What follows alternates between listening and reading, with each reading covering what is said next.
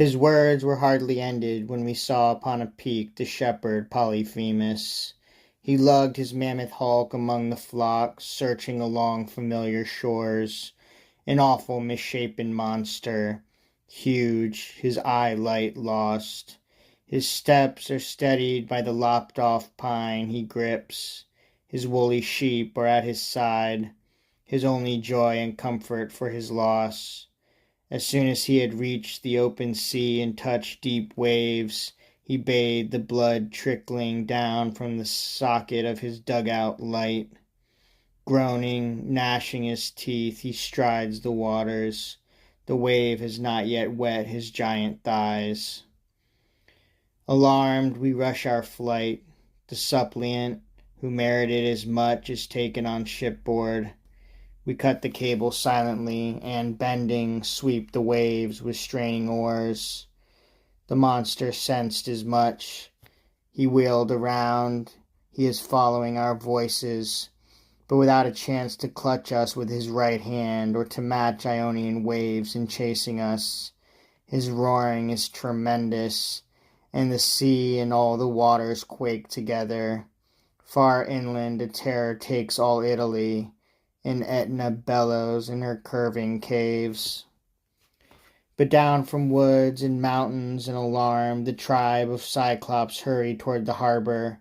They crowd the beaches, brotherhood of Aetna. They stand, helpless, with sullen eyes, their heads raised high to heaven.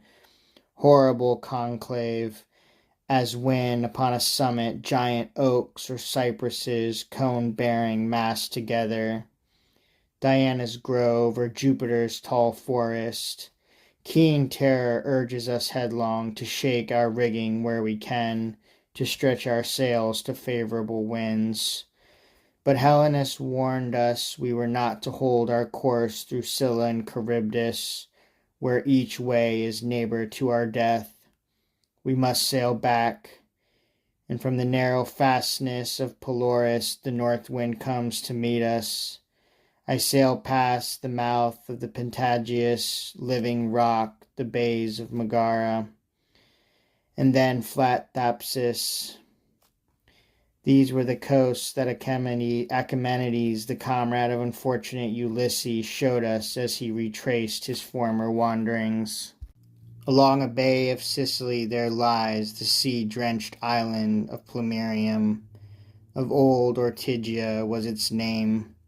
The story tells us that here Alpheus, Elis River, forced secret passage underneath the sea, and mingles now with your mouth, Arethusa, in the Sicilian waves. Obedient, we venerate the high gods of that place, then past Helloris with its fat marshlands. We skirt the high reefs and the thrusting rocks along the promontory of Pacinus. Then Camarina, whom the fates forbade to be dislodged, is seen far off. The plains of Gela and the town that also takes its name of Gela from its rushing river.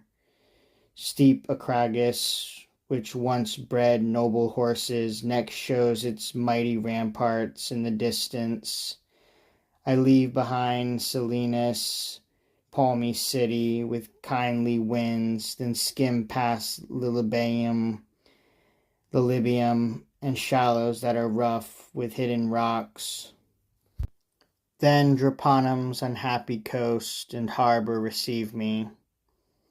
It is here that, after all the tempests of the sea, I lose my father, Anchises, stay in every care and crisis. For here, O best of fathers, you first left me to my weariness alone. Anchises, you who were saved in vain from dreadful dangers. Not even Helenus, the prophet, nor the horrible Cellino, when they warned of many terrors, told this grief to come. And this was my last trial.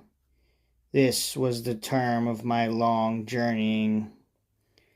I left that harbor, and then the god drove me upon your shore.